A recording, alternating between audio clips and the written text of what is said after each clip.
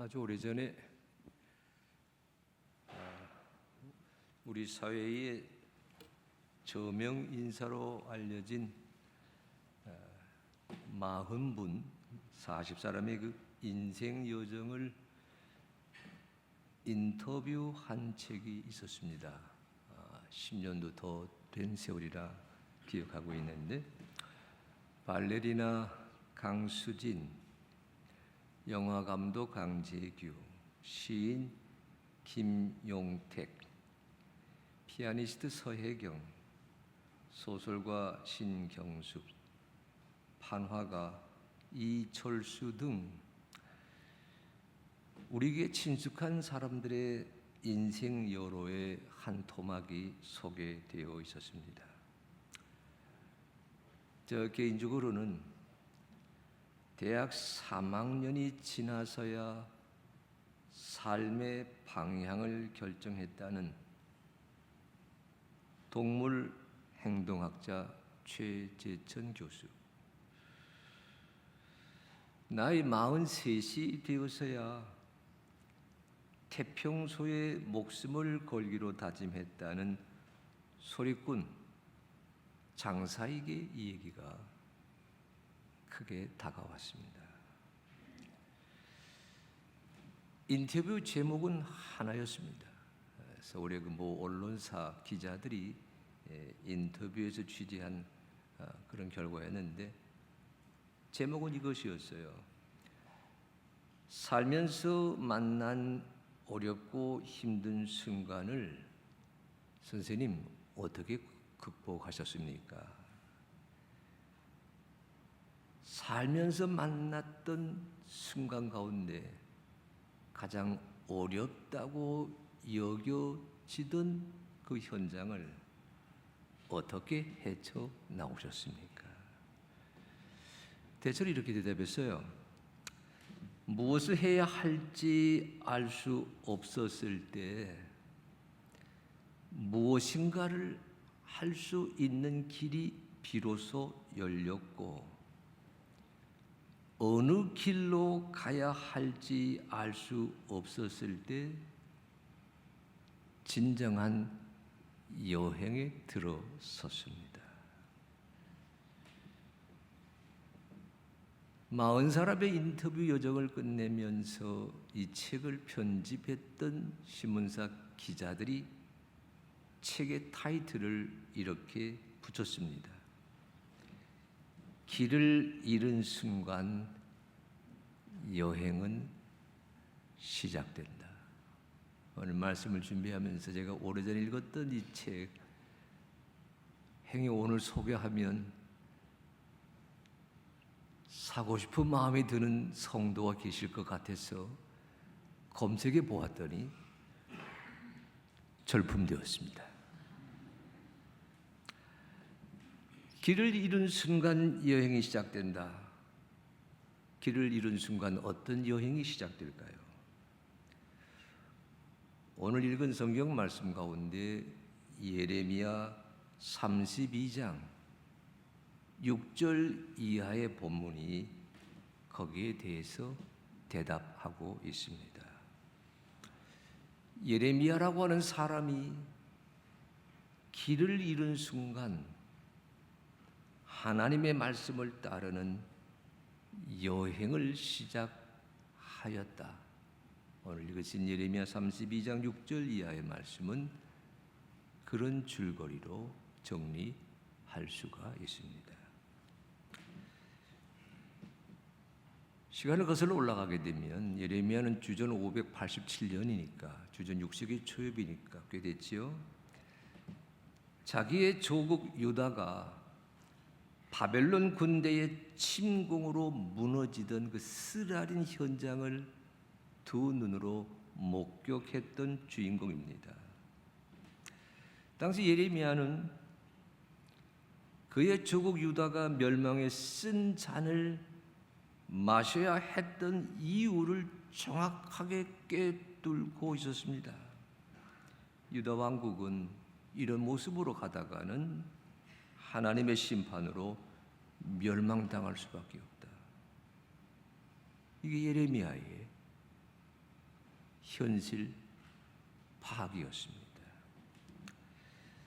그랬던 예레미야였기에 사회에서 심하게 배척받았습니다. 이 시대의 용어로 말하면 왕따당했습니다. 급기야 체포되어서 왕의 그 근위대, 그 시대들에 갇히어 심한 야유와 조롱을 받게 됩니다. 그런 무렵이었는데, 그런 처지였는데 예레미야에게 숙부가 되는 그 숙부의 아들 하나멜이 감옥에 있는 예레미야를 찾아와서 예레미야에게 이렇게 말합니다. 베냐민 땅 아나돗에 내 밭이 있는데 이 밭을 내게서 사 주셔야 되겠습니다. 여러분 32장 8절 읽을 말씀에 이런 구절이 있어요. 예레미야가 이렇게 말합니다. 숙부의 아들 하나멜이 근위대 뜰 안으로 나를 찾아와서 내게 부탁하였다. 베냐민 지방의 아나돗에 있는 그의 밭을 나더러 사라고 하였다.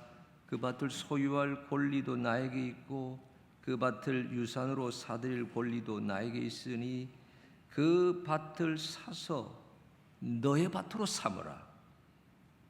이렇게 하였다.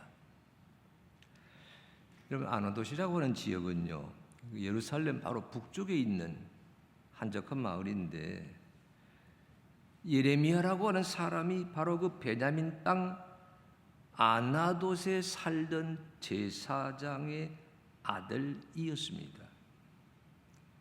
그런 까닭에 하나멜과 예레미야는 가까운 친척 관계가 됩니다. 여러분 아시는 것처럼 유다 관습에서는 분배받았던 땅을 누군가에게 여의치 못한 피치 못할 사정이 있어서 그 밭을 넘기려고 하려면 반드시 가까운 친족에게 가서 사달라고 부탁해야 했습니다. 예레미야의 숙부의 아들 하나멜이 예레미야를 찾아와서 자기 땅을 사달라 이렇게 부탁하는 것은 당시의 관습에서는 아무런 문제가 되지 않았습니다. 문제는 토지 매매를 요청하던 시기가 바빌로니아 제국이 쳐들어와서 유다 왕국이 지금 패망의 늪에 빠지기 직전이었다는 사실입니다. 거기에 문제가 있었습니다. 나라가 망하기 직전인데 그 나라에 속한 땅을 그 나라 사람들이 사고 파는 일, 그것이 무슨 소용이 있겠습니까? 게다가 말씀드린 것처럼 아나돗이라고 하는 이 지역은 예루살렘 바로 북쪽에 위치한 마을로서 바빌로니아 군대가 예루살렘을 침공하는 그 여정의 길목에 있던 고장이었습니다. 쑥대밭이 될 바로 그 직전이었다 그런 소리지요. 제정신이라면 아무리 동족의 관습이라고 해도 그런 땅을 사달라고, 그런 땅을 사겠다고 매매할 수 있는 그런 정황이 아니었습니다.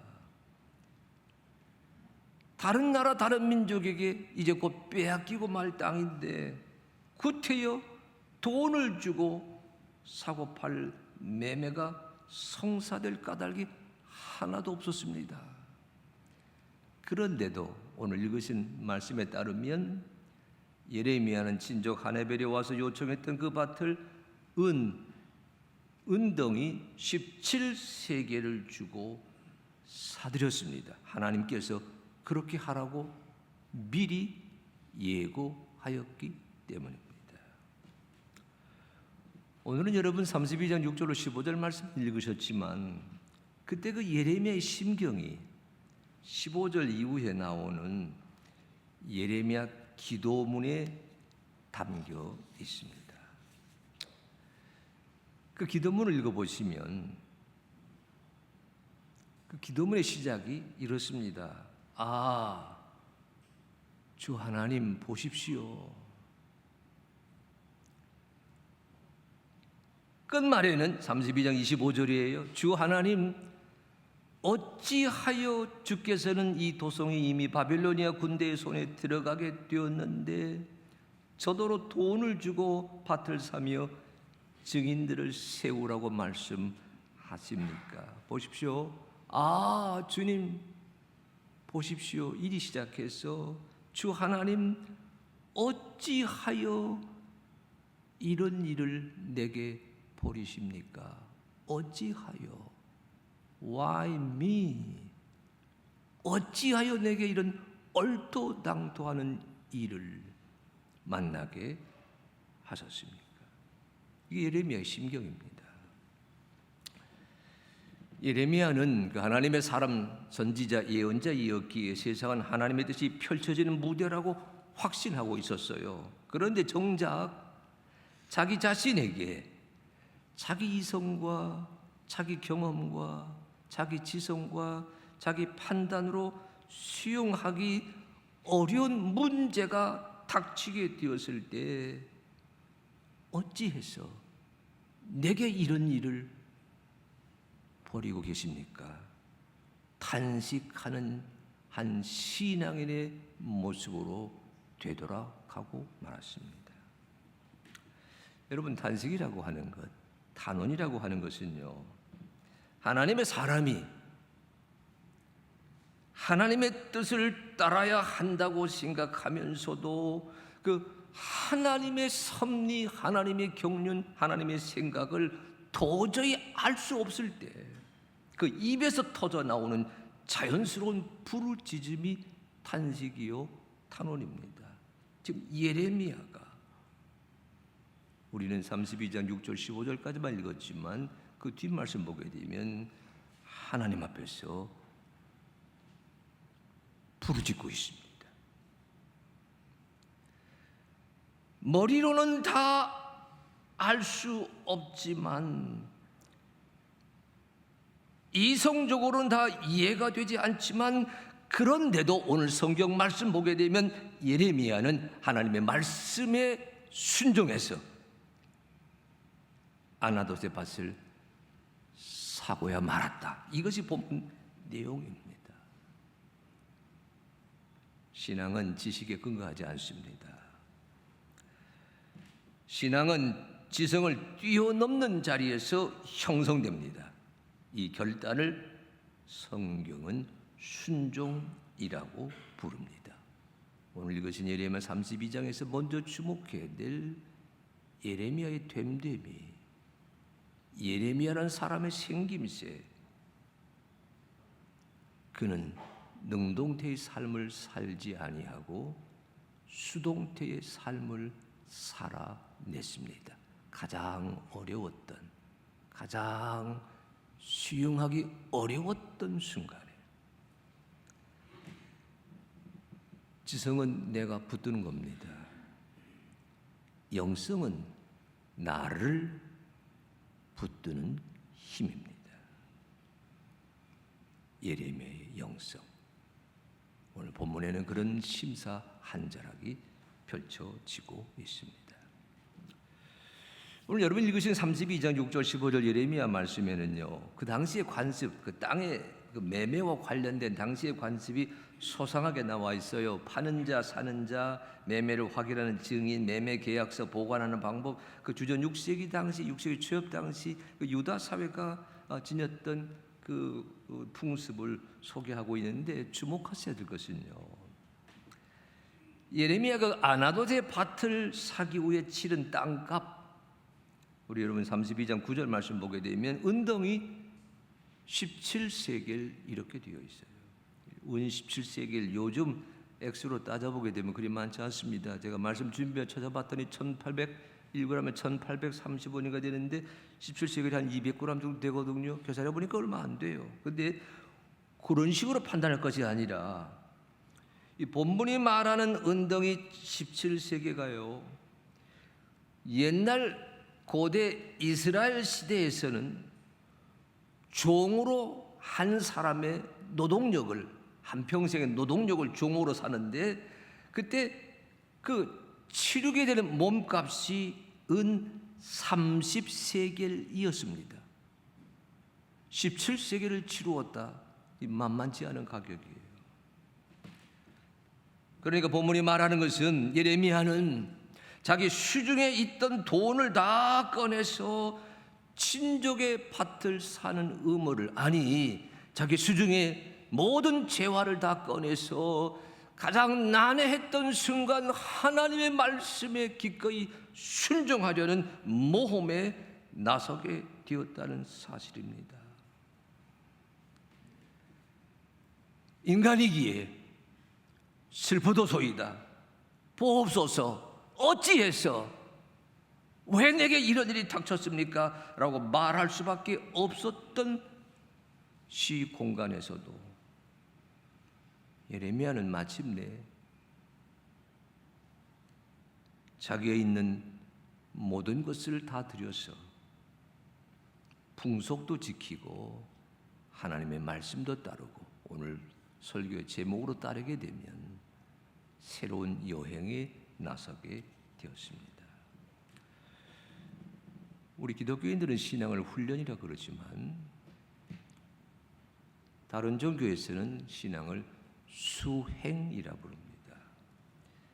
훈련이라 부르든 수행이라 부르든 내 것을 내려놓고 주 하나님의 것을 붙드는 것, 내 주장을 내려놓고 주님의 가르침을 결국 따르게 되려는 결단, 이것이 훈련이요, 이것이 수행입니다. 이 훈련 수행 없이는 나라는 인생은 하나님의 사람으로, 예수님의 제자로, 성령님의 도구로 다듬어질 수 없습니다. 예레미야는 한때 길을 잃어버렸습니다. 그러나 그때부터 예레미야는 하나님의 말씀을 따라가는 여행에 들어섰습니다. 우리 대학교회가 특별한 전통이 있더라고요. 설교 본문 4개 가운데 전하실 말씀을 정해주시고 제목을 정해주신 다음에 제목에 영어 번역을 달아주시기 바랍니다. 챗GPT에게 시켜보았어요. 야, 길을 잃은 순간 여행은 시작된다. 뭐라고 번역하면 우리 대학교의 성도 수준에 맞는 번역이 이루어질 수 있겠어요? 저는 챗GPT에게 존댓말 씁니다. 그랬더니 이 AI가 신통방통하게 한 10가지 정도를 제시했어요. 문자적 번역, 일상의 번역 등등 하다가 맨 뒤에 보니까 철학적 번역. 그게 여러분 오늘 읽으신 AI의 번역. 예, to be lost is to be open to discovery. 길을 잃은 순간 여행이 시작되었습니다. 여러분, 오늘 성경 6장 32절 6절로 15절 읽으셨는데 사실 방점을 찍어야 될 그 포인트는요, 맨 마지막 9절 15절이에요. 하나님께서 이 말씀하시거든요. 이 땅을 사고 파는 일을 다 전하시다가 사람들이 이 나라에서 다시 밭과 포도원을 살 것이다. 무슨 소리냐면요, 예레미야는 마지못한 순간, 마지못한 자리에서 마지못한 마음으로 하나님의 말씀에 순종하는 것으로 드러났는데 그것이 결국은 지금은 땅을 잃어버리지만 하나님께서 그 땅을 다시 회복하게 되실 거라는 하나님의 예언에 대한 상징 행동이었다고 하는 것을 오늘 본문이 일깨워 주고 있습니다. 예레미야가 드렸던 기도문의 맨 마지막에도 그런 말이 다시 한번 나와요.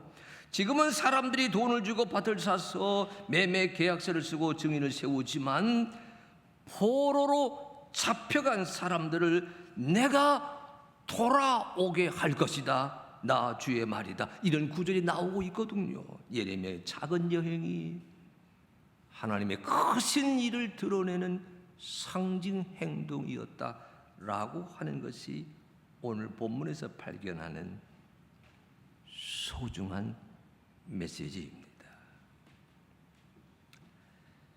본문을 읽으신 디모데전서 6장 6절 11절 말씀도 같은 소리를 내고 있습니다. 바울이 이렇게 디모데에게 다짐하게 하잖아요. 그 본문의 얘기를 제 말로 바꾸면 이런 소리가 됩니다.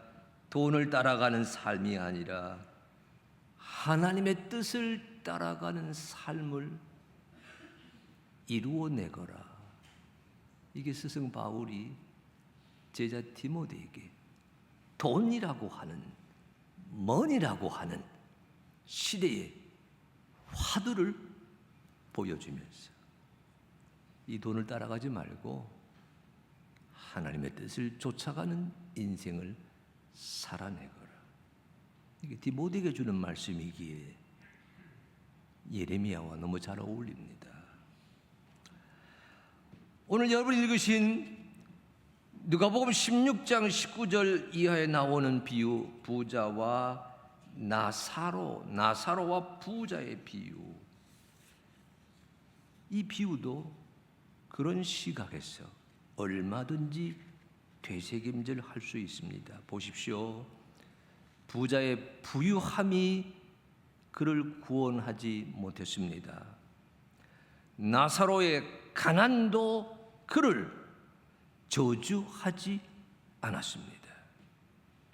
하나님이 보시는 것은 오늘 이 땅에서 우리 그리스도인이 실천하는 작은 일, 그것이 하나님이 이루시려고 하는 큰 일의 심볼, 상징이 된다고 하는 일깨움이 누가복음의 비유에서도 얼마든지 드러납니다. 그렇습니다. 길을 잃은 순간 여행이 시작됩니다. 저는 이 말을 저의 용어로 바꾸어 전합니다. 사람의 길을 잃은 순간 하나님의 길에 들어서는 여행이 시작이 됩니다. 한때 길을 잃었던 예레미야가 감수했던 여행처럼 내가 붙드는 지성이 아니라 나를 붙들어주는 영성의 여정에 들어서시기를 바랍니다. 삶의 어떤 매듭에서도, 인생살이 어떤 매듭에서도 무엇인가를 결단하고 결정하고 선택하게 될 순간 내 주장을 내려놓고 주의 말씀을 내 삶의 이정표로 삼는 여행에 끝까지 들어서셔야 합니다. 내가 드러내는 작은 몸동작, 내 일상에서 내가 이루어내는 작은 손발 동작 하나하나가 하나님의 크신 역사의 마중물이 될 수 있다는 기대감을 가지시고 기꺼이 하나님의 사람으로서의 여행을 살아내는 성도 한 사람 한 사람이 되시기를 바랍니다. 그럴 때 그리스도인은 여전히 이 세상의 희망이 됩니다. 묵상 기도하시겠습니다.